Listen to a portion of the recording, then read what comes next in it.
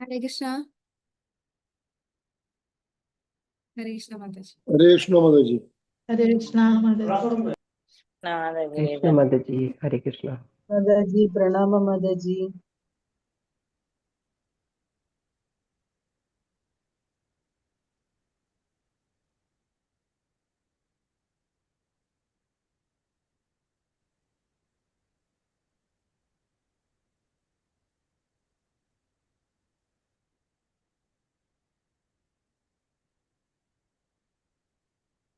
Hare Krishna, Hare Krishna, Krishna Krishna, Hare Hare, Hare Rama. ഓം അജ്ഞാനതിമിരാന്തസ്യ ജ്ഞാനാഞ്ജനാശലാകയാ ചക്ഷുരുന്മീലിതം യേന തസ്മൈ ശ്രീഗുരുവേ നമഃ. ശ്രീചൈതന്യമനോഭീഷ്ടം സ്ഥാപിതം യേന ഭൂതലേ സാതിസ്വപദാന്തികം വന്ദേഹം ശ്രീഗുരു ശ്രീയുതപദകമലം ശ്രീഗുരും വൈഷ്ണവാംശ ശ്രീരൂപം സാഗ്രജാതം സഹഗണ രഘുനാഥാനിധം ത്വം സജീവം സാദ്വൈതം സാവധൂതം പരിജനസഹിതം കൃഷ്ണ ചൈതന്യദേവം ശ്രീരാധാകൃഷ്ണപാദാൻ സഹഗണ ലളിതാ ശ്രീവിശാഖാന്വിതാംശ.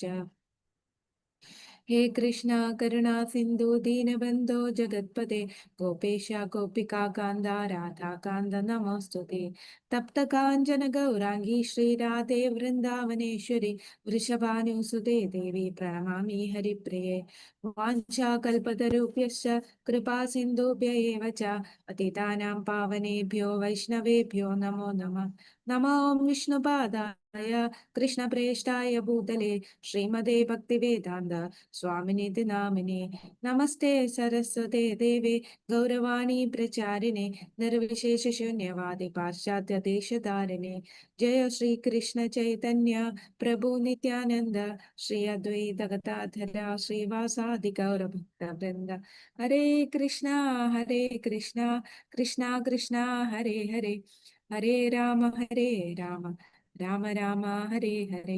हरे कृष्णा कृष्णा कृष्णा हरे हरे, हरे राम राम राम हरे हरे. हरे कृष्णा कृष्णा कृष्णा हरे हरे, हरे राम राम हरे हरे. हरे कृष्णा.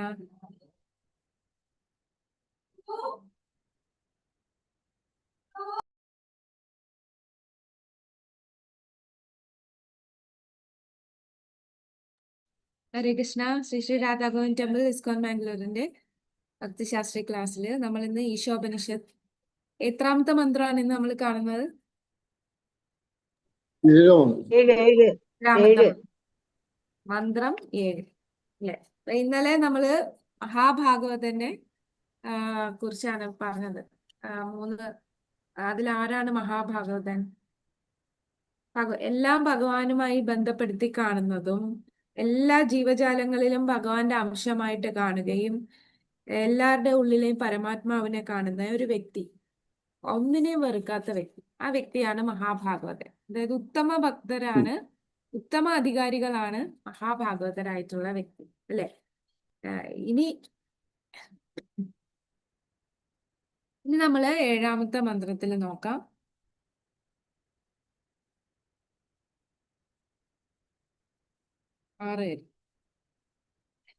ഏഴാമത്തെ മന്ത്രം. യസ്മിൻ സർവാണി ഭൂതാനി ആത്മൈവാദ്ഭൂത് വിജാനത തത്ര കോ മോഹക ശോക ഏകത്വം അനുപശ്യതഃ.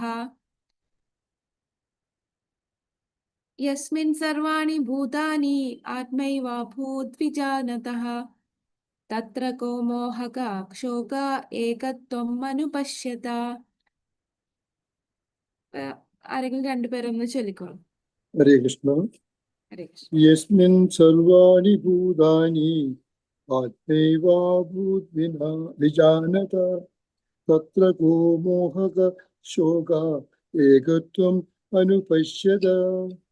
ഹരേ കൃഷ്ണ. ഹരേ കൃഷ്ണ. വേറെ ആരെങ്കിലും കൂടി? മാതാജി. മാതാജി ചൊല്ലു. യസ്മിൻ സർവാണി ഭൂതാനി ആത്മൈവാഭൂത് വിജാനതഃ തത്ര കോ മോഹക ശോക ഏകത്വം അനുപശ്യതഃ. ഹരേ കൃഷ്ണ. ഹരേ കൃഷ്ണ. എല്ലാ ജീവജാലങ്ങളെയും ഗുണപരമായി ഈശ്വരന് തുല്യമായ ആത്മീയ സ്ഫുലിംഗങ്ങളായി വീക്ഷിക്കുന്നവൻ ശരിയായ ജ്ഞാനമുള്ളവനാണ്. അപ്പോൾ അയാൾക്ക് മായെന്നോ ഭയമെന്നോ എന്തനുഭവപ്പെടാനാണ്? അപ്പൊ ഈ പറഞ്ഞ എല്ലാരെയും ഭഗവാന്റെ അംശമാണെന്ന് അല്ലെ, തുല്യമായി കാണുക, എല്ലാരെയും തുല്യമായി കാണുക എന്ന് പറയുമ്പോൾ പണ്ഡിത സമദർശിന, തുല്യമായി കാണുന്നത് എങ്ങനെയായിരിക്കും? എല്ലാവരുടെയും ഉള്ളിലിരിക്കുന്ന ആ ജീവാത്മാവ് അത് ഭഗവാന്റെ അംശമാണ്, അത് ആത്മീയ സ്ഫുലിംഗമാണ് അല്ലെ, ഗുണപരമായി ഈശ്വരന് തുല്യമായിട്ടുള്ള ആത്മീയ സ്ഫുലിംഗമാണ് എന്ന് മനസ്സിലാക്കുന്നവൻ, അവനാണ് ജ്ഞാനി എന്ന് പറയുന്നത്. അപ്പം ഇവിടെ നമ്മൾ കൂടുതൽ കോൺസെൻട്രേറ്റ് ചെയ്യുന്നത് നമ്മളും ഭഗവാനും തുല്യം, നമ്മളും ഈശ്വരനും തുല്യമാണോ? അപ്പൊ നമുക്കറിയാം ഗുണപരമായിട്ട് തുല്യമാണ്, അളവിലല്ല. അപ്പൊ അതിന്റെ കൂടുതൽ ഡീറ്റെയിൽഡ് ആയിട്ടാണ് നമ്മുടെ ഈ മന്ത്രത്തിന്റെ ഭാവാർത്ഥത്തിൽ പറയുന്നത്. അപ്പൊ ഇതിനകത്ത് വളരെ പ്രധാനപ്പെട്ട 2 വാക്കാണ് ഏകത്വം, അനുപശ്യത. ഇത് പ്രധാനപ്പെട്ടതാണ്, ഏകത്വം എന്ന് പറഞ്ഞാൽ. അപ്പൊ ഈ വാക്കുകളാണ്, ഈ ഏകത്വം, ഈ വാക്കാണ് എന്താ നമ്മുടെ ഈ മായാവാദികൾ ഏകത്വം എന്ന് പറയുമ്പോൾ ഭഗവാനും നമ്മളും ഒന്ന് തന്നെയാണ് എന്ന് ഈ വാക്ക് വെച്ച് അവര് ഏകത്വമാണ്, ഗുണത്തിലുള്ള ഏകത്വമാണ്, പോലെ അളവിലുള്ള ഏകത്വമല്ല, അത് വ്യക്തമാക്കി തരികയാണ് നമ്മുടെ ഭാവാർത്ഥത്തില് ശ്രീല പ്രഭുപാദ്. ഭാവാർത്ഥത്തില് ആദ്യത്തെ പാരഗ്രാഫ് ഒന്ന് വായിക്കാമോ? ഹരേഷ് മാതാജി അരിവോൾ. വിനോദ് പ്രഭു വായിച്ചു. മുകളിൽ ചർച്ച ചെയ്യപ്പെട്ട മധ്യമാധികാരിയും ഉത്തമാധികാരിയും ഒഴികെ മറ്റാർക്കും തന്നെ ഒരു ജീവന്റെ ആധ്യാത്മികാവസ്ഥയെ ദർശിക്കാൻ കഴിയുകയില്ല. തീപ്പൊരി ഗുണപരമായി അഗ്നി തന്നെ ആവുന്നത് പോലെ ജീവസത്തുക്കൾ ഗുണപരമായി ഭഗവാന് തുല്യരാണ്. എങ്കിലും വലിപ്പം നോക്കുമ്പോൾ തീപ്പൊരി അഗ്നിയല്ല. കാരണം തീപ്പൊരിയിലെ പ്രകാശവും ചൂടും അഗ്നിയുടേതിനോട് തുല്യമല്ല. മഹാഭാഗവതനായ ഭക്തൻ സകല വസ്തുക്കളെയും ഭഗവാന്റെ ശക്തിവിശേഷങ്ങളായി ദർശിക്കുന്നത് കൊണ്ട് എല്ലാത്തിലും ഏകത്വം ദർശിക്കുന്നു. ശക്തിമാനം വ്യത്യസ്തമല്ലാത്തതുകൊണ്ട് അവിടെ ഏകത്വബോധമുണ്ട്. അപഗ്രഥന ദൃഷ്ടിയുടെ ചൂടും പ്രകാശവും അഗ്നിയിൽ നിന്ന് ഭിന്നമാണെങ്കിലും ചൂടും പ്രകാശവും മാറ്റി നിർത്തിയാൽ അഗ്നി എന്ന വാക്കിന് തന്നെ അർത്ഥമില്ലാതാകും. പക്ഷേ സംശ്ലേഷിക്കുമ്പോൾ പ്രകാശവും ചൂടും അഗ്നിയുമെല്ലാം ഒന്നു തന്നെ. ഹരേ കൃഷ്ണ മാതാജി. ഹരേ കൃഷ്ണ, താങ്ക് യു പ്രഭു. അപ്പോ ഈ പറഞ്ഞ ഈ ഗുണം ആരാണ് കാണുന്നത്? മധ്യമാധികാരി ഉത്തമാധികാരിക്കും ഒഴികെ മറ്റാർക്കും ഇങ്ങനെ ജീവന്റെ ആത്മീയത ദർശിക്കാൻ കഴിയില്ല. അപ്പൊ അതിന് ഉദാഹരണമായിട്ട് തീപ്പൊരി, ഗുണപരമായിട്ട് തീപ്പൊരി എന്ന് പറഞ്ഞാലും തീയുടെ ഗുണമുണ്ട്, പക്ഷെ അളവ് വെച്ച് നോക്കുമ്പോൾ തീയുടെ അത്രയും ചൂടും തീപ്പൊരിക്ക് ഉണ്ടാകില്ല. അപ്പൊ ഗുണപരമായിട്ട് ഭഗവാന് തുല്യമാണ് ജീവസത്വങ്ങൾ. പക്ഷെ വലിപ്പം നോക്കുമ്പോൾ തീപ്പൊരി അഗ്നിയല്ല, വളരെ ചെറുതാണല്ലേ. തീപ്പൊരിയിലും പ്രകാശമുണ്ട്, ചൂടുണ്ട്, പക്ഷെ അഗ്നിയുടെ അത്രയില്ല. അതുപോലെ മഹാഭാഗവതനായ ഭക്തൻ സകല വസ്തുക്കളെയും ഭഗവാന്റെ ശക്തി വിശേഷങ്ങളായി ദർശിക്കുന്നത് കൊണ്ട് എല്ലാത്തിലും ഏകത്വം ദർശിക്കുന്നു. എല്ലാത്തിലും ഏകത്വം എന്നിവിടെ ഉദ്ദേശിക്കുന്നത് എന്താണ്? ഭഗവാനും സച്ചിദാനന്ദമാണ്, ഈ ജീവാത്മാക്കളും സച്ചിദാനന്ദമാണ്. പക്ഷെ അതായത് ഗുണത്തില് ഒന്നാണ്. അളവ് വെച്ച് നോക്കുമ്പോൾ ഭഗവാൻ വിഭുവാണ്, ജീവാത്മാക്കൾ അണുവാണ്. അപ്പൊ ഏകത്വം കാണുന്നത് ഗുണത്തിൽ രണ്ടുപേരും ഒന്നാണ് എന്ന് കാണുന്നു. അപ്പൊ ആ ഗുണത്തിൽ നിന്നുള്ള വാക്ക് വളരെ പ്രധാനമാണ്. രണ്ടുപേരും ഒന്ന് എന്ന് മാത്രം പറഞ്ഞാൽ അത് മായാവാദമായി പോകും. ഗുണത്തിൽ ഒന്നാണ്, അളവിലല്ല എന്ന് പറയുമ്പോഴാണ് അത് അചിന്ത്യ ഭേദാഭേദ തത്വത്തിലേക്ക് വരുന്നത്. അപ്പൊ ഏകത്വം ഒരു കാര്യം മനസ്സിലായി, ഗുണത്തില് ഭഗവാനും ജീവാത്മാക്കളും ഒന്ന് തന്നെ, സച്ചിദാനന്ദമാണ്. ഇനി അടുത്ത പാരഗ്രാഫ് നോക്കിക്കോളൂ. ആരാണ് വായിക്കുക അടുത്ത പാരഗ്രാഫ്? വായിച്ചു. വേദശാസ്ത്രങ്ങളുടെ അഭിപ്രായം ഹരേ കൃഷ്ണ മാതാജി. വല്ലഭി മാതാജി അല്ലേ? മാതാജി വായിച്ചു. ഹരേ കൃഷ്ണ. വേദശാസ്ത്രങ്ങളുടെ അഭിപ്രായമനുസരിച്ച് ഏകത്വാമനുപശ്യത എന്ന പ്രയോഗം എല്ലാ ജീവരാശികളിലും ഏകത്വം ദർശിക്കണമെന്ന് സൂചിപ്പിക്കുന്നു. പരമോന്നതമായ പൂർണ്ണത്തിന്റെ ഭഗവാൻ അറിയപ്പെടുന്ന 80% ഗുണങ്ങളും വ്യക്തിഗത സ്ഫുല്ലിംഗങ്ങൾക്ക് ജീവാത്മാക്കൾ ഉണ്ട്. എന്നാൽ അവ അളവിന്റെ കാര്യത്തിൽ ഭഗവാനോട് തുല്യരല്ല. ജീവാത്മാക്കൾ പരമപുരുഷന്റെ സൂക്ഷ്മാംശങ്ങളാകയാൽ ഈ ഗുണങ്ങൾ അവയിലും ചെറിയ അളവിൽ കാണുന്നു. മറ്റൊരു തരത്തിൽ പറഞ്ഞാൽ സമുദ്രത്തിലെ ഒരു തുള്ളി വെള്ളത്തിലെ ഉപ്പിന്റെ അളവിനെ മുഴുവൻ സമുദ്രത്തിൽ അടങ്ങിയിട്ടുള്ള ഉപ്പുമായി താരതമ്യം ചെയ്യാൻ കഴിയില്ല. എന്നാൽ രാസഘടനാപരമായി ഒരു തുള്ളി ജലത്തിലെ ഉപ്പിന് സമുദ്രത്തിൽ മുഴുവനായി അടങ്ങിയ ഉപ്പിന്റെ ഗുണങ്ങളുണ്ട്. ഗുണപരമായും പരിമാണത്തിലും വ്യക്തിഗത ജീവസത്ത ഭഗവാൻ സമനാണെങ്കിൽ ഭൗതിക ശക്തിക്ക് വിധേയനാകുക എന്ന പ്രശ്നം തന്നെ ഉണ്ടാവുമായിരുന്നില്ല. ശക്തരായ അതിദേവതകൾ ഉൾപ്പെടെ ഒരു ജീവസത്തകൾക്കും പരമോന്നത സത്തയെ ഒരു രീതിയിലും അതിക്രമിക്കാനാകില്ലെന്ന് മുൻ ശ്ലോകങ്ങളിൽ പറയുകയുണ്ടായി.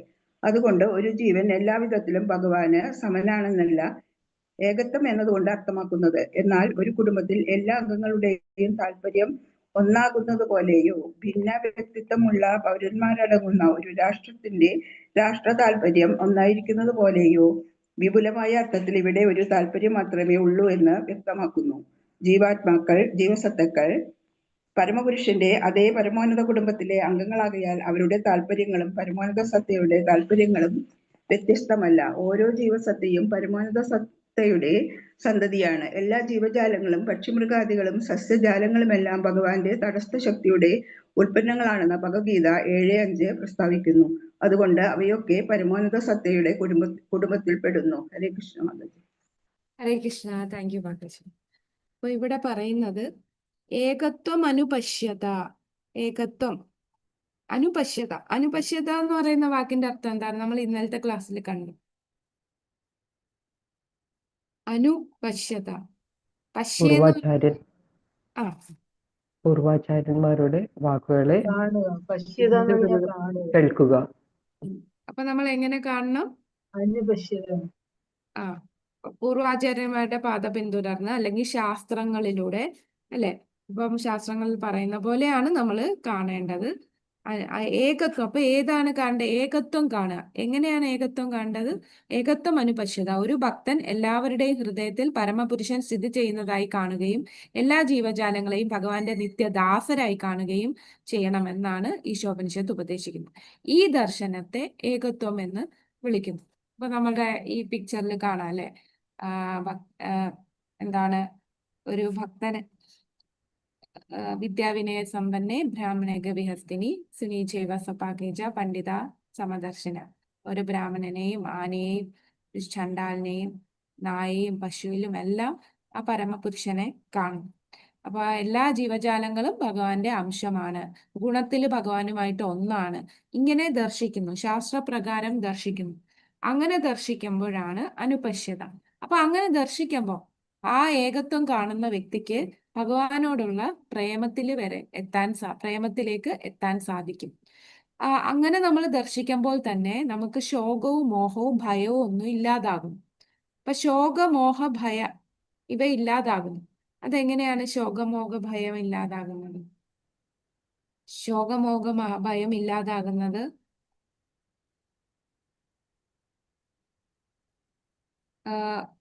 ശ്രീമദ് ഭാഗവതത്തില് ഒരു ശ്ലോകം. ഒരു സെക്കൻഡ്.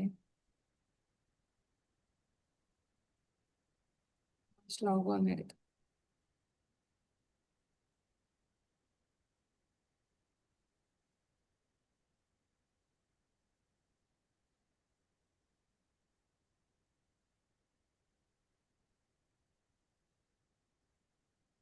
ഒന്ന് 1.7.7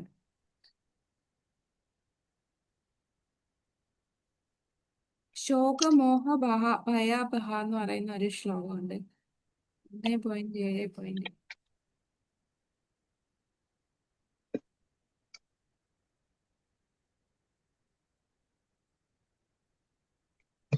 യസ്യാം വൈസ്യൂര്യമാനാനാം കൃഷ്ണേ പരമപുരുഷേ ഭക്തിരുത്പദ്യതേ. പുംസാം അല്ലേ? പുംസാ ഭക്തിർ ഉത്പാദ്യത്തെ പുംസാ ശോകമോഹാഭയാപഹ. യസ്യാം വൈശൂര്യമാനായാം കൃഷ്ണേ പരമപുരുഷേ ഭക്തിർ ഉത്പാദ്യത്തെ പുംസാ ശോകമോഹാഭയാപഹ. ഇതാണ് ഈ ശ്ലോകം. ഈ ശ്ലോകത്തിൽ പറയുന്നത് ഈ വേദസാഹിത്യത്തിന് കേൾവിയിലൂടെ സ്വീകരണം നൽകുന്നതിലൂടെ പരമ ദിവ്യോത്തമ പുരുഷനായ ഭഗവാൻ കൃഷ്ണനെ സ്നേഹപൂർവം ഭക്തിപൂർവം സേവിക്കുന്നതിനുള്ള ഒരു വികാരം ഉടനടി മുളപൊട്ടി വിലാപത്തിന്റെയും മായയുടെയും ഭയത്തിന്റെയും അഗ്നിയെ കെടുത്തിക്കളയുന്നു. അപ്പൊ എങ്ങനെയാണ് ശോകമോഹത്തിൽ നിന്ന് നമ്മൾ മുക്തരാകുന്നത്? ശോകമോഹ ഭയം എല്ലാം ഇല്ലാതാകുന്ന എപ്പോഴാണ്? നമ്മള് കേൾവിയിലൂടെ ശ്രവണം അല്ലെ, ശാസ്ത്രങ്ങളിലൂടെ കേട്ട് ഭഗവാനെ കുറിച്ച് മനസ്സിലാക്കുക. നമുക്ക് അങ്ങനെ ഭഗവാനോടുള്ള ഭക്തിയുത സേവനം, ഭഗവാനോടുള്ള പ്രേമം നമ്മളുടെ ഉള്ളില് മുള പൊട്ടും. അത് കേൾവിയാണ്. ആ ശ്രവണം വളരെ പ്രധാനമാണ് അല്ലെ. അപ്പൊ ശ്രവിച്ച് ശാസ്ത്രങ്ങളിലൂടെ ഗുരുശിഷ്യ പരമ്പരയിലൂടെ നമ്മൾ കേട്ട് വരുമ്പോൾ നമുക്ക് ഭഗവാനോടുള്ള സ്നേഹം മുള പൊട്ടി വരും. അത് വന്നു കഴിഞ്ഞാൽ പിന്നെ ശോകം, മോഹം, വിലാപം ഇതൊക്കെ ഇല്ലാതാകും. നമുക്ക് പല ഉദാഹരണങ്ങള് ശ്രീമദ് ഭാഗവതത്തിൽ പല ഉദാഹരണങ്ങൾ കാണാം. കേൾവിയിലൂടെ മുക്തിയിലെത്തിയ വ്യക്തി ആരാണ്? ഭഗവാനോടുള്ള പ്രേമത്തിലെത്തിയ വ്യക്തി. ശ്രീമദ് ഭാഗവതം തുടങ്ങുന്നത് തന്നെ അങ്ങനെയാണ്. പരീക്ഷിത് മഹാരാജ്. പരീക്ഷിത് മഹാരാജ് അല്ലെ. പരീക്ഷിത് മഹാരാജ് ദിവസം ശുകദേവ ഗോസ്വാമിയിൽ നിന്ന് കേട്ടാണ് ഭഗവത് ധാമത്തിലേക്ക് എത്തിയത്. കൂടാതെ കേട്ട് പരിവർത്തനമുണ്ടായ ആ ശ്രവണത്തിലൂടെ ഇപ്പൊ ചിത്രകേതു മഹാരാജാവിനെ എടുത്താൽ അദ്ദേഹവും കേട്ട് പരിവർത്തനം ഉണ്ടായതാണ്. അങ്കിര മുനിയും നാരദ മഹർഷിയും കൂടെ വന്ന് അദ്ദേഹം തന്റെ മകൻ മരിച്ചപ്പോ അലമുറയിട്ട് കരയുകയായിരുന്നു. അപ്പോൾ ഈ അങ്കിര മുനിയും നാരദ മുനിയും വന്ന് ഉപദേശിച്ചതിന് പ്രകാരം അദ്ദേഹം പിന്നീട് ഒരു ഭക്തനായിട്ട് മാറി. പക്ഷെ ഭക്തനായി വിദ്യാധര രാജ്യത്ത് പോയെങ്കിലും, ആ ലോകത്ത് പോയെങ്കിലും അവിടെ ഭക്തനായിട്ട് തന്നെയാണ്. എന്നാലും പെട്ടെന്ന് ഭഗവാന്റെ അടുത്ത് കൊണ്ടുപോകാനായിട്ട് ഭഗവാൻ ഒരു പണി ചെയ്തു. എന്താണ് ചെയ്തത്? ചിത്രകേതു രാജാവിന് ഒരു ശാപം കൊടുക്കേണ്ടി വന്നു അല്ലെ. വൃത്രാസുരനായിട്ട് വീണ്ടും ജനിക്കേണ്ടി വന്നു. അപ്പൊ വൃത്രാസുരനായിട്ട് ആ കാര്യങ്ങളൊക്കെ അറിയാലോ, എങ്ങനെ വൃത്രാസുരനായെന്നും. പാർവതി ദേവി ശപിച്ചു. മഹാദേവന്റെ മടിയിൽ പാർവതി ദേവി ഇരുന്ന് എല്ലാവർക്കും ഭാഗവതം പറഞ്ഞു കൊടുത്തപ്പോ പബ്ലിക്കായിട്ട് അദ്ദേഹം ഇങ്ങനെ ചോദിച്ചു, ഇത്രയും വൈരാഗ്യത്തിൽ അദ്ദേഹം ഇരിക്കുന്നുണ്ടല്ലോ എന്ന് പറഞ്ഞപ്പോ ബാക്കി ആർക്കും കുഴപ്പമുണ്ടായിരുന്നില്ല. പക്ഷെ പാർവതി ദേവിക്ക് അത് സഹിച്ചില്ല. അപ്പൊ നീ ഒരു അസുരനായിട്ട് മാറട്ടെ. അപ്പൊ അസുരനായിട്ട് മാറട്ടെ എന്ന് പറഞ്ഞപ്പോഴും ചിത്രകേതു മഹാരാജാവിന്റെ ആ റെസ്പോൺസ് എങ്ങനെയായിരുന്നു? അദ്ദേഹം എങ്ങനെയാണ് അതിനെ കണ്ടത്? ചിരിച്ചുകൊണ്ട്. അദ്ദേഹം രണ്ട് കൈയും കൂപ്പി ആ വിമാനത്തിൽ നിന്ന് ഇറങ്ങി വന്ന് പാർവതി ദേവിയുടെ അടുത്ത് ചെന്നിട്ട് അമ്മേ എന്ന് സംബോധന ചെയ്തിട്ട്, ഞാൻ അത് സ്വീകരിക്കുകയാണല്ലേ, എനിക്ക് ഈ ശാപം എന്ത്, എന്തെങ്കിലും വരം കിട്ടിയാൽ എന്ത്, അതുപോലെ സ്വർഗം ആയാൽ എന്ത്, നരകം ആയാൽ എന്ത്, എല്ലാം ഒരു ഭക്തനെ സംബന്ധിച്ച് ഒരുപോലെയാണ്. ഞാൻ ചെയ്ത കർമ്മഫലം വെച്ചിട്ട് എനിക്ക് ഓരോന്നും ഇങ്ങനെ വരുന്നു. അത് അദ്ദേഹം നിസ്സംഗനായിട്ട് അതെടുത്തു, അത് സ്വീകരിച്ചു. അമ്മയുടെ ഈ ശാപം ഞാൻ സ്വീകരിക്കുന്നു എന്ന് പറഞ്ഞു. അപ്പം ഇത് കണ്ട് പാർവതി ദേവി തന്നെ ഭയന്നുപോയി, അതിശയിച്ചു പോയി. ഭയന്നു എന്നല്ല, അതിശയിച്ചു പോയി. ഇതെങ്ങനെയാണ് ഒരു വ്യക്തിക്ക് ഇങ്ങനെ പറയാൻ സാധിക്കുക? അപ്പോഴാണ് മഹാദേവൻ പാർവതി ദേവിയോട് പറയുന്നത്, നാരായണ പരാ സർവേ ന കുതശ്ചന വിപ്യതി സ്വർഗാപവർഗ നരകേഷു അപി തുല്യാർത്ഥ ദർശന. തുല്യമായിട്ട് ദർശിക്കുകയാണ്, ഏകത്വം അല്ലെ, എല്ലാം തുല്യമായിട്ട്. അപ്പൊ ഒരു വൈഷ്ണവൻ ഏതൊരവസ്ഥയിലാണെങ്കിലും സ്വർഗത്തായാലും നരകത്തായാലും എല്ലാം ഒരുപോലെ കാണും.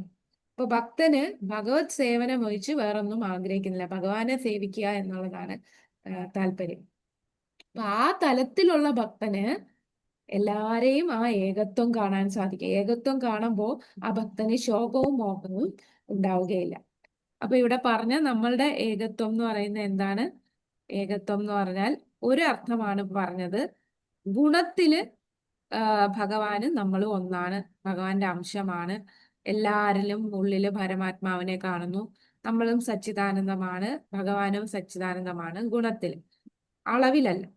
ഇനി അതിന് ഇവിടെ ഈ പാരഗ്രാഫ് ഇപ്പൊ മാതാജി വായിച്ചപ്പോ ആ പാരഗ്രാഫില് പറയുന്നുണ്ട് കടലിലെ ഒരു തുള്ളി, അല്ലെ, ഒരു തുള്ളി എടുത്താലും കടലിനും ഉപ്പ് രസമാണ്. പക്ഷെ കടൽ എന്ന് പറയുന്ന അളവും ഒരു തുള്ളിയുടെ അളവും നമുക്ക് കമ്പയർ ചെയ്യാൻ പറ്റില്ല. അതുപോലെയാണ് ഓരോ വ്യക്തിഗത ജീവസത്തെയും ഭഗവാനും തമ്മിൽ ഉള്ള ഗുണത്തിലും അളവിലുമുള്ള വ്യത്യാസം. ഇനി മറ്റൊരു രീതിയിൽ ഏകത്വം പറയുമ്പോ, ഒരു കുടുംബത്തിൽ എല്ലാ അംഗങ്ങളുടെയും താല്പര്യം ഒന്നാകുന്നത്. ഇപ്പൊ ഒരു കുടുംബത്തില് അമ്മയുണ്ട്, മക്കളുണ്ട്, അച്ഛനുണ്ട്. അപ്പം ഓരോരുത്തർക്കും ഓരോരോ ഇഷ്ടങ്ങളും അനിഷ്ടങ്ങളും ആയിരിക്കും. പക്ഷെ അവസാനം വരുമ്പോ അച്ഛൻ എന്ത് തീരുമാനിക്കുന്നു അതിൽ തന്നെ കുടുംബത്തിലുള്ള എല്ലാരും ഒരുമിച്ച് നിൽക്കും. അതാണ് പറയുന്നത്, ഒരു കുടുംബത്തിൽ എല്ലാ അംഗങ്ങളുടെയും താല്പര്യം ഒന്നാകുന്നത് പോലെ ഭിന്ന വ്യക്തിത്വമുള്ള പൗരന്മാരടങ്ങുന്ന ഒരു രാഷ്ട്രത്തിന്റെ രാഷ്ട്ര താല്പര്യം ഒന്നായിരിക്കുന്നത് പോലെ.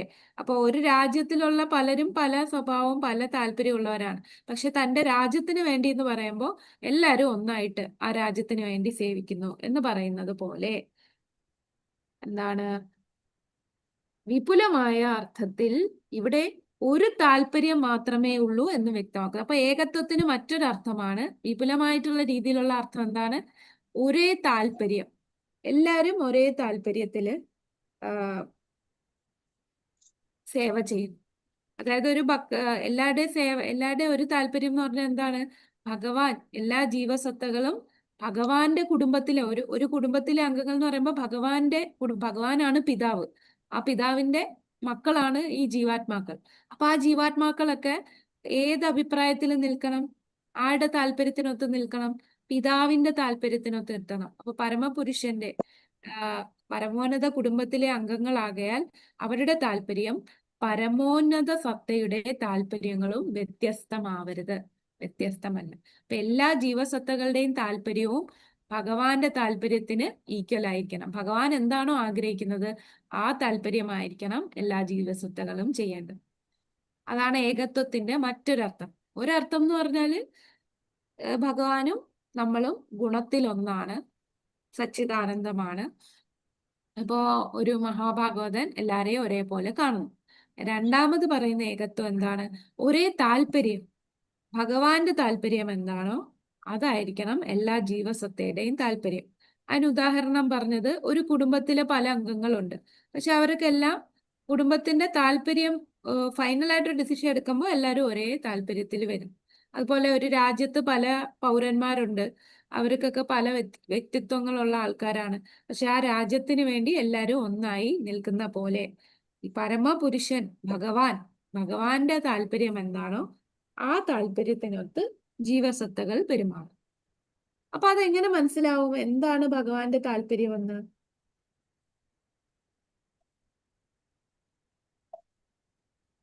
എങ്ങനെ മനസ്സിലാവും ഭഗവാന്റെ താല്പര്യവും നമ്മുടെ താല്പര്യവും ഒന്നാകാൻ നമ്മൾ എങ്ങനെ മനസ്സിലാക്കും? ശാസ്ത്രങ്ങളിൽ കൂടെയും ഗുരുവിന്റെ ഉപദേശം.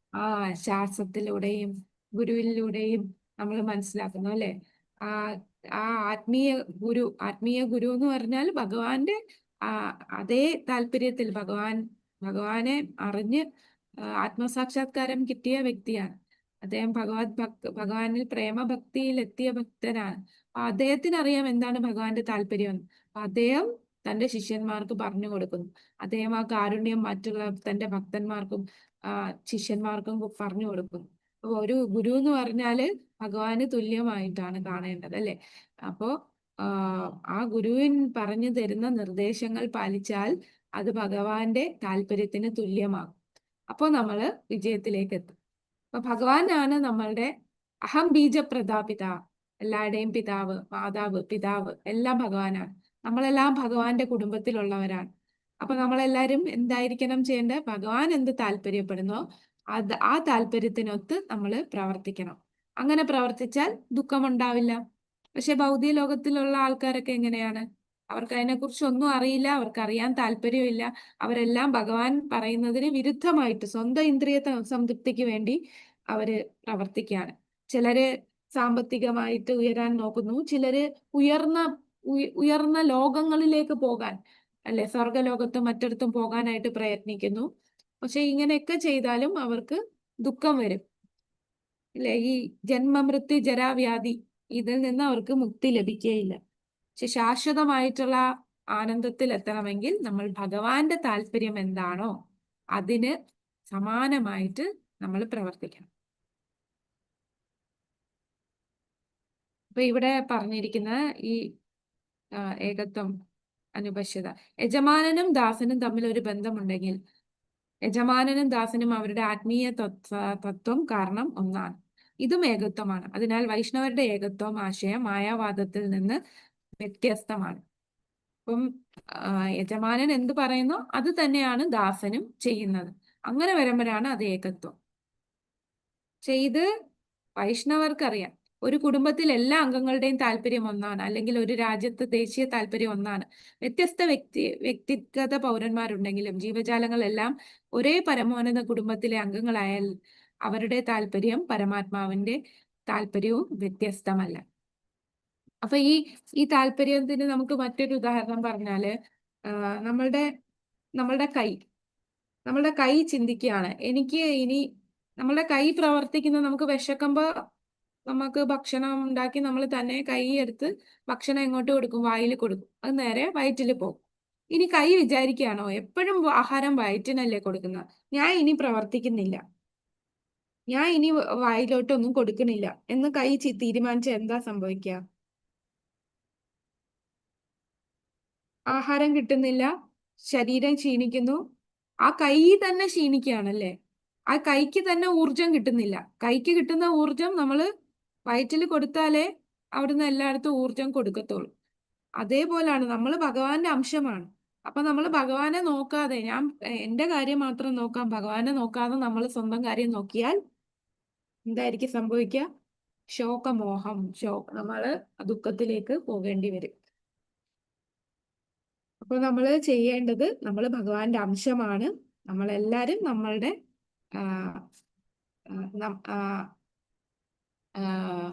ഭഗവത് നിർദ്ദേശം, ഗുരു പറഞ്ഞതനുസരിച്ച്, ഗുരു ശാസ്ത്രം പറയുന്നതനുസരിച്ച് നമ്മൾ മുന്നോട്ട് പോവുക.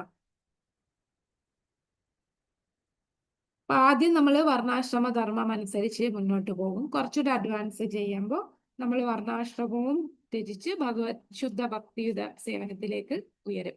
അപ്പം ഭക്തന്മാരുടെ ഇടയിലും പല പല അഭിപ്രായ വ്യത്യാസങ്ങളും ചില വഴക്കുകളൊക്കെ ഉണ്ടാവും. പക്ഷെ ഏതിലാണ് അവർ ഏകത്വം വരിക? എല്ലാ ഭക്തന്മാരും ഒരു കാര്യത്തിൽ ഏകത്വമായിരിക്കും, ഭഗവത് സേവനം. എല്ലാരും ഇങ്ങനെ ചെയ്താലും ലാസ്റ്റ് അവരുടെ ലക്ഷ്യം എന്ന് പറഞ്ഞാൽ ഭഗവാനെ സേവിക്കുക എന്നുള്ളതാണ്.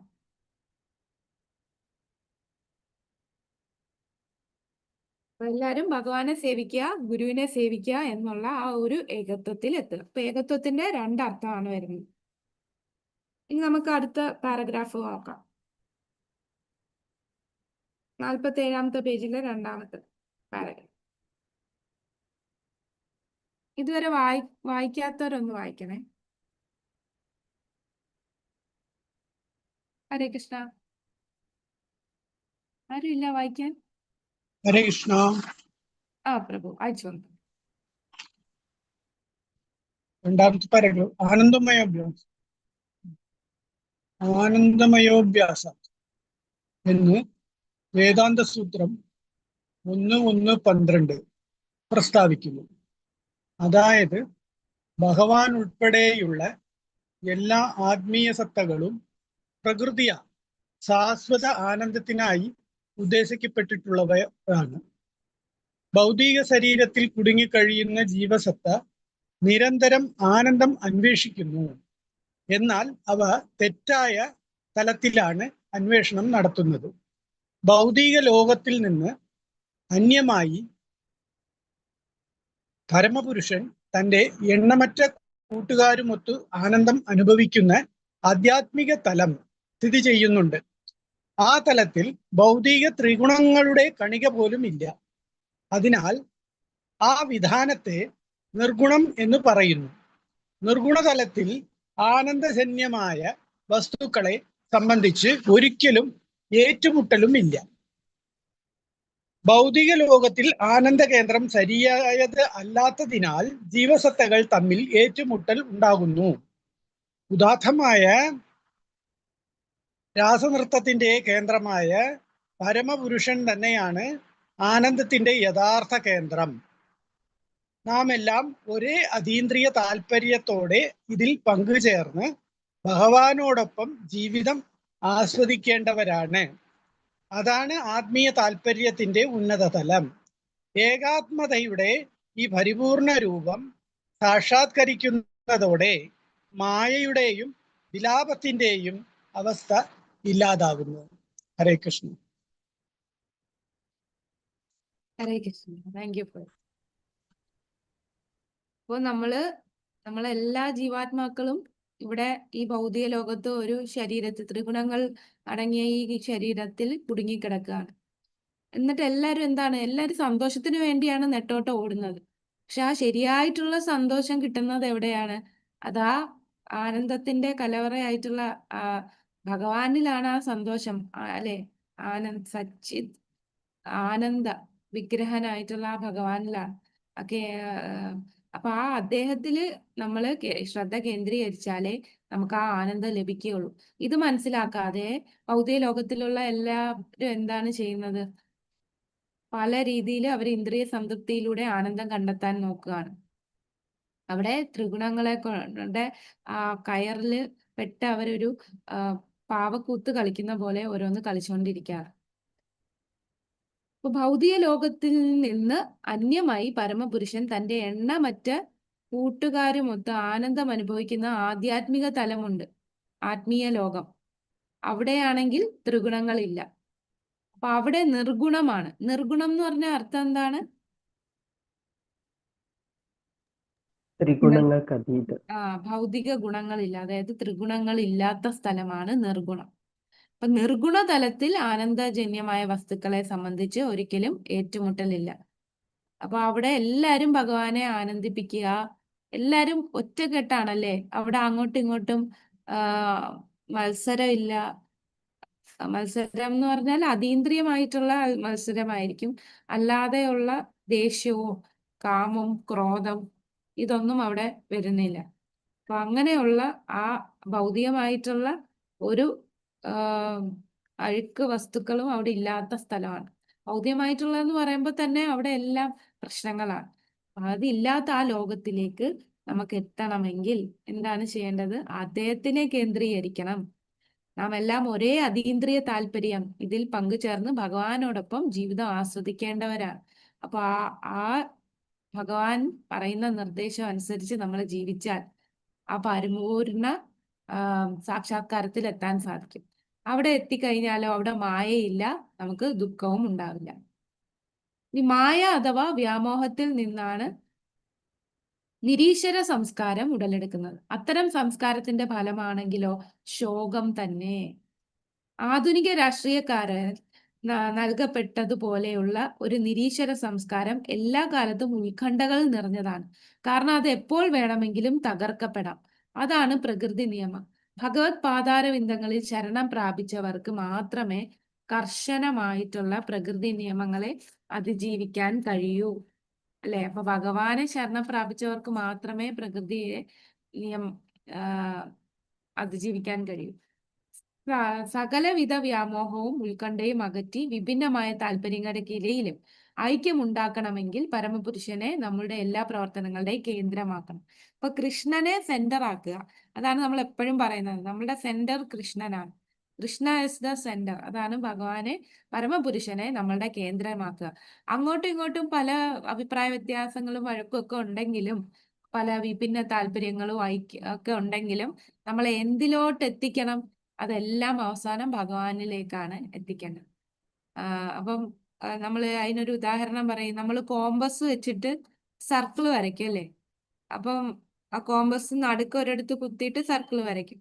എന്നിട്ട് ആ നടുക്കത്തെ കുത്ത് അവിടുന്ന് എടുക്കാതെ നമ്മൾ ആ റേഡിയസ് എത്ര വലുതാക്കിയാലും നമുക്ക് എത്ര സർക്കിൾ വേണേലും വരയ്ക്കാം. പക്ഷെ ആ സെന്ററിനെ മാറ്റുമ്പോൾ, ആ കോമ്പസിന്റെ നടുക്കത്തെ ആ കുത്ത് നമ്മൾ മാറ്റിയാൽ ഈ സർക്കിളുകൾ തമ്മിൽ കൂട്ടിമുട്ടുമ്പോഴാണ് പ്രശ്നം വരുന്നത്. അപ്പൊ കൂട്ടിമുട്ടാതെ എത്ര സർക്കിൾ വേണേലും നമുക്ക് വരയ്ക്കണമെങ്കിൽ എന്ത് വേണം?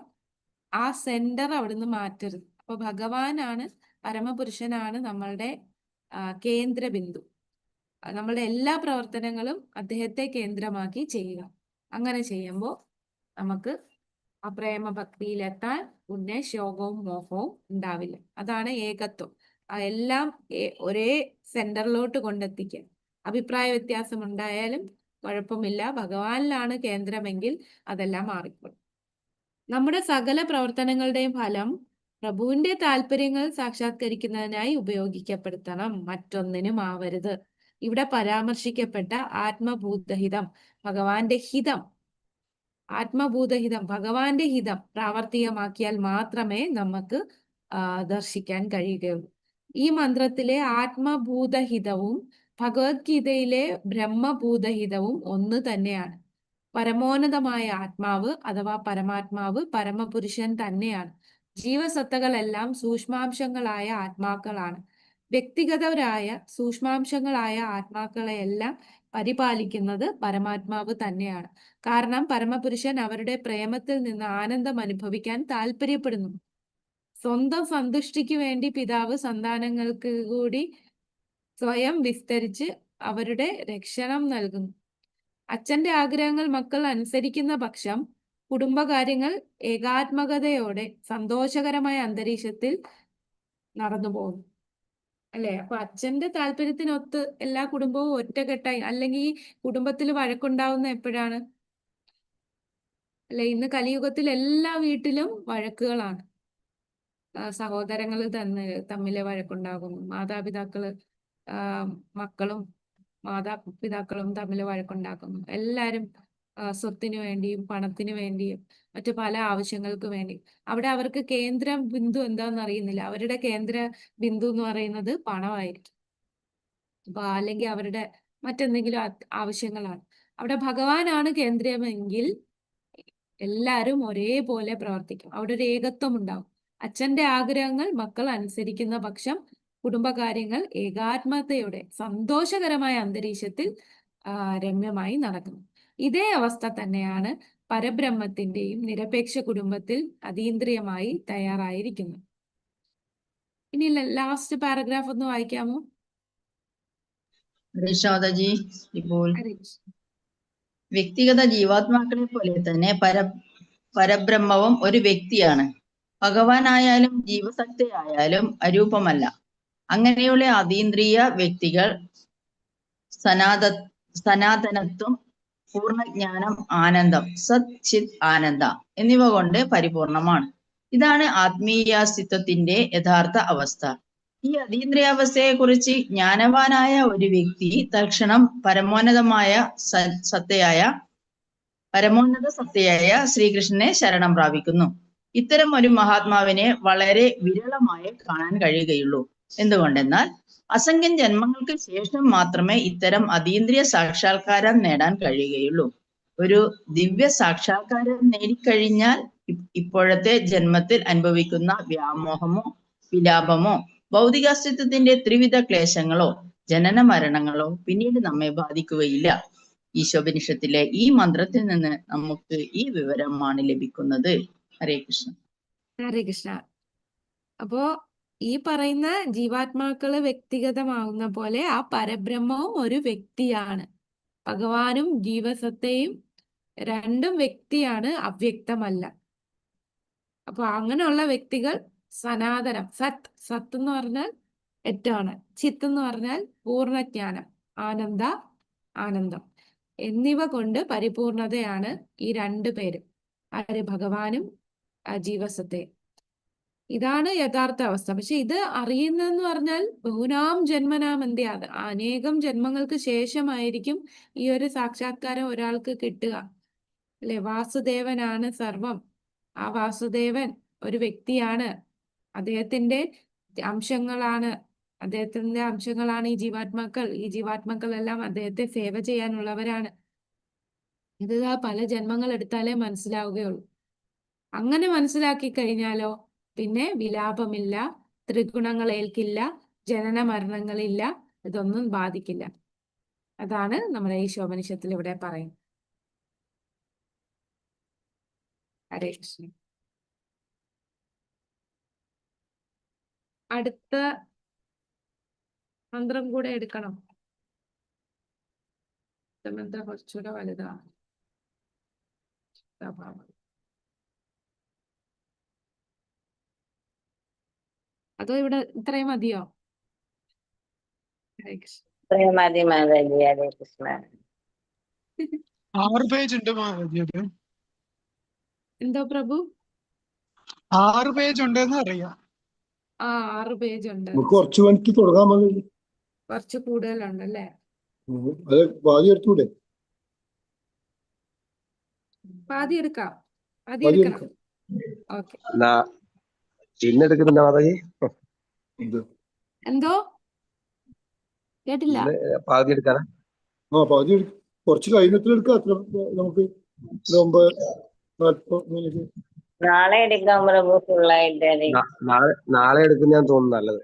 അതെ, നാളെ ഫുള്ളായിട്ട് എടുക്കുമ്പോ ഒരു കണ്ടിന്യൂഷൻ കിട്ടും. ഹരേ കൃഷ്ണ. നാളെ ഇല്ലല്ലോ അല്ലേ? അതെ, നമ്മളിത് മൺഡേ.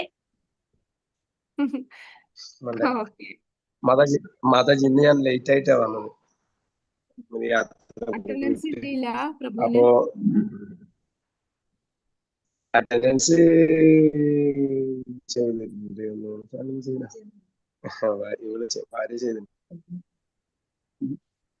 പിന്നെ മാതാജി അപ്പൊ നാളെ എടുക്കണമെന്നു ഞാനൊക്കെ ഇത് എല്ലാം കൂടി എഴുതി എടുത്തൊന്നുമില്ല. പിന്നെ നാളെ ഇത് കാണുമല്ലോ നമ്മുടെ ക്ലാസ്. നാളെ തിങ്കളാഴ്ചയല്ലേ നടക്കൂലേ? ഓക്കെ. നാളെ അവലോകന ക്ലാസ് ഉണ്ടോ മാതാജി? അവലോകനം ഉണ്ടാവില്ലേ? അറിയില്ല, 2 ആഴ്ച കൊണ്ട് നടക്കുന്നില്ല. നാളെ എല്ലാരും വെക്കില്ലേ? അത് തിരക്കാണോ? നോട്ട് എഴുതി. നാളെ ഒരു സങ്കീർത്തനം ഉണ്ട് ഇവിടെ വൈകിട്ട്. പ്രേമാഞ്ജന പ്രഭു എന്താണ് തീരുമാനിക്കുന്നത് അതുപോലെ ഞാനുണ്ടാവും. പ്രജീഷ് പ്രഭു ഒക്കെ ഉണ്ടെങ്കിൽ നമുക്ക് ചെയ്യാം. ഹരേഷ്ണ പ്രജീഷ് പ്രഭു ഉണ്ടോ ക്ലാസ്സിൽ നിന്ന്? രജീഷ് ബാബു ഇന്ന് വന്നില്ലല്ലേ? ഓക്കെ. രജീഷ് പ്രഭു ഇല്ല. കുഴപ്പമില്ല. നമുക്ക് ഇത്രയും ബാക്കിയാവും. ഹരേഷ്ണ പ്രഭുജി, നമുക്ക് നാളെ പ്രഭുഷ് പ്രഭു ഞാൻ രാവിലെ വിളിക്കാം. രാവിലെ വിളിച്ചിട്ട് പ്രഭു ഒക്കെ ഉണ്ടെങ്കിൽ നമുക്ക് മെസ്സേജ് ഇടാം എല്ലാവർക്കും. ഹരേഷ്ണ, ഉപദേശാമൃതത്തിൽ എത്ര ചോദ്യം കഴിഞ്ഞു പ്രഭു? എന്താണ് ഉപദേശാമൃതം എന്തോരം കഴിഞ്ഞിരിക്കണം നമ്മള്? പിന്നെ ഉപദേശാമൃതം നമ്മൾ തുടങ്ങിയിട്ട് 6 7 അല്ലേ? 7 8 അങ്ങോട്ടേ ആയിട്ടുള്ളൂ. ബാക്കിയുള്ള ചോദ്യങ്ങൾ ബാക്കി നിൽക്കുക. അതുകൊണ്ട് നമുക്ക് നാളെ നോക്കാം. നാളെ ഞാൻ കാലത്ത് ഒന്ന് പ്രജീഷ് പിടിച്ച് നോക്കട്ടെ. കുറച്ച് ചോദ്യങ്ങളേ ഉള്ളൂ.